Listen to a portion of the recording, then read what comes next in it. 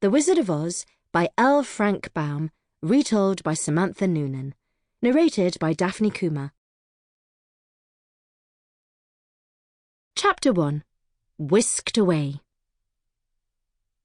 There once was a little girl named Dorothy, who lived with her Aunt Em and Uncle Henry in the middle of the Kansas prairie. The prairie was a huge plain of grass that stretched as far as Dorothy could see. It wasn't a very cheerful place.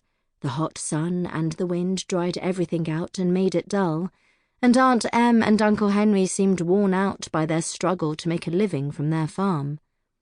The only thing that kept Dorothy from being as miserable as everything around her was Toto, her little dog. He had long, silky black fur, twinkling eyes, and a funny little nose. He played all day long and made Dorothy laugh a lot. One day, the wind on the prairie blew more strongly than usual, and black clouds appeared in the sky. Uncle Henry squinted across the land. "There's a tornado coming. Quick, hide in the storm cellar, I'll get the sheep."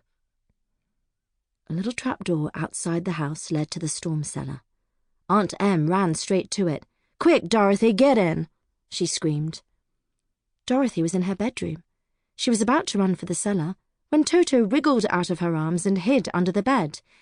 The wind started to howl, and Dorothy could see farm tools and bales of hay flying past the window.